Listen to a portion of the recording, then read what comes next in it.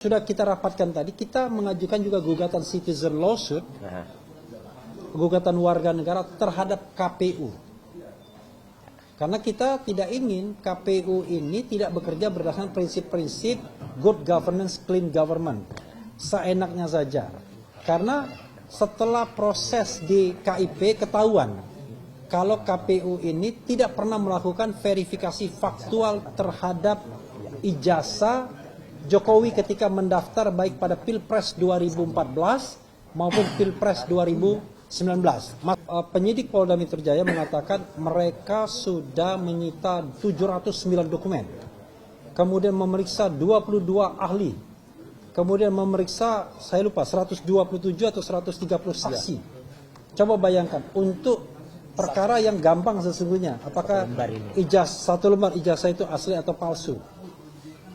Tapi ya kita ikutin, kalau memang 709 dokumen itu apa saja sih dokumen yang mendukung? Minta daftarnya, Bang. Iya. Tadi saya sudah sampaikan.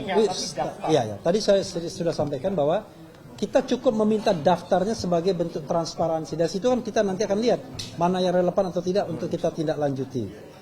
Itu PPID ya. Harap tenang karena materi kita agak banyak sedikit, gak apa-apa ya? Ya. Mumpung masih lebaran gitu. Dan tolong aspirasi sayap kiri atau sayap kanan jangan terlalu ribut. Walaupun mantan jenderal tetap kita peringatkan ya kan? Oke. Nah, materi berikutnya adalah yang ketiga adalah ini materi yang sesungguhnya tadi seharusnya rekan Munarman yang menyampaikan, tapi rekan Munarman tadi berpamitan, yaitu kemungkinan sudah kita rapatkan tadi, kita mengajukan juga gugatan citizen lawsuit, gugatan warga negara terhadap KPU. Karena kita tidak ingin KPU ini tidak bekerja berdasarkan prinsip-prinsip good governance, clean government, seenaknya saja. Karena setelah proses di KIP ketahuan, kalau KPU ini tidak pernah melakukan verifikasi faktual terhadap ijazah Jokowi ketika mendaftar baik pada Pilpres 2014 maupun Pilpres 2019. Mas Roy mungkin bisa nambahkan. Ya. Bahkan dalam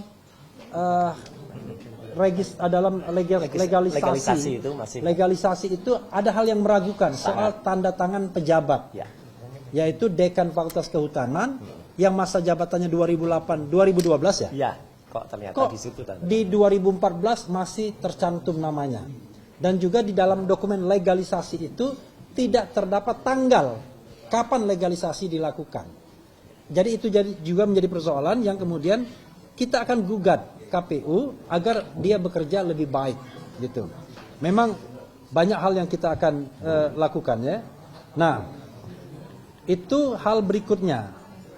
Lalu poin berikutnya yang juga saya sampaikan, sebenarnya Munarman yang harus menyampaikan adalah bahwa nanti kita berencana juga melakukan gugatan PMH, perbuatan melawan hukum, terhadap mantan Presiden Jokowi dalam rangka apa? Dalam rangka transparansi. Yes. Setelah adanya putusan KIP, Komisi Informasi Pusat atau DKI ini? Pusat ya?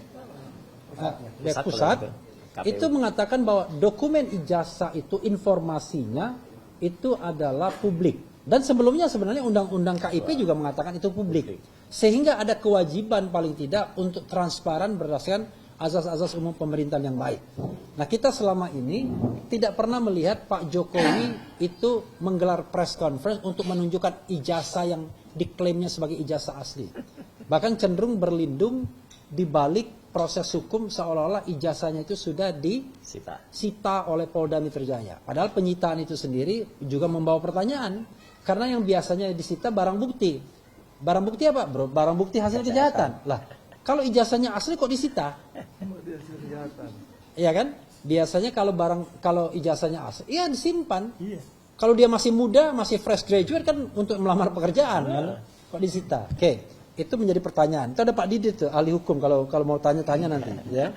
Ahli hukum pidana.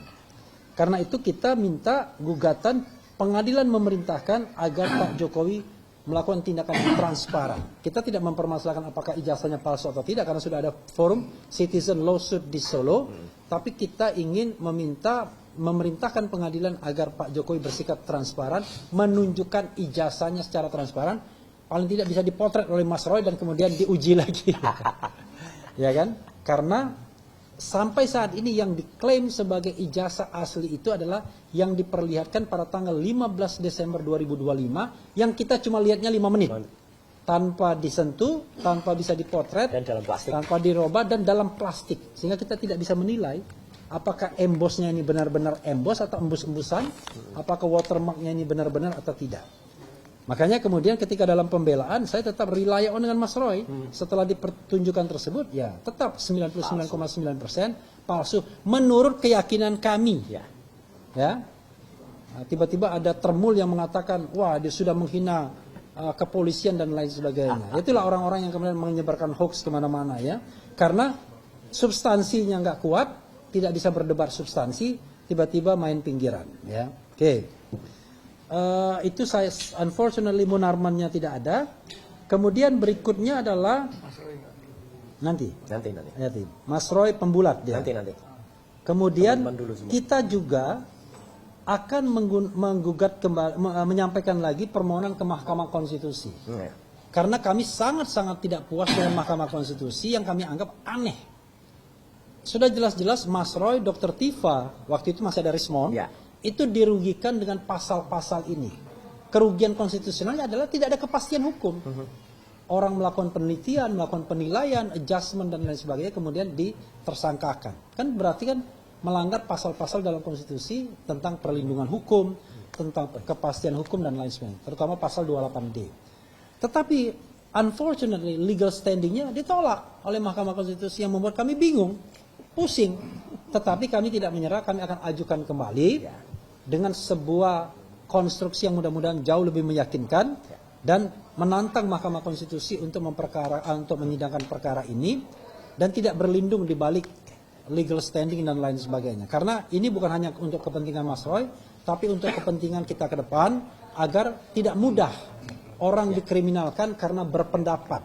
Coba bayangkan, kita tidak yakin bahwa ijazah itu memang sejak tahun 85 mau dilaporkan oleh para termul, ya kan? Kurang kerjaan. Oke, itu materi berikutnya yang seharusnya Munarman yang menyampaikan. Berikutnya adalah MK itu saya ya. Kemudian ketujuh, ini ada seorang warga negara, mudah-mudahan dia tidak keberatan disampaikan namanya Edi Mulyadi yang akan melaporkan kembali Jokowi ke Bareskrim Mabes Polri karena sudah melakukan yang namanya pelanggaran hukum atau bahkan kejahatan, pemalsuan dokumen dan lain sebagainya. Nanti kita lihat konstruksinya dan beliau berniat untuk mengadukan kembali. Kenapa? Karena kita menemukan banyak sekali fakta-fakta baru yang seharusnya dipertimbangkan oleh Bareskrim Mabes Polri untuk memproses kasus ini bukan hanya sekedar dumas, tetapi LP, laporan polisi yang kemudian ditahapkan dengan proses penyelidikan dan penyidikan. Buktinya banyak sekali, surat ada, kemudian ahli ada, saksi ada, petunjuk ada, ya, dokumen elektronik ada. Mudah sekali untuk membuktikan bahwa ijazah ini harusnya bisa dikategorikan sebagai palsu. Itu dan ini rekan Aziz yang akan melakukannya. Saya juga Aziz juga tidak ada di tempat. Kemudian kami juga punya concern ya, mengatakan bahwa kasus ini sesungguhnya sudah tidak layak lagi dilanjutkan karena sudah expired date, sudah lampau waktu.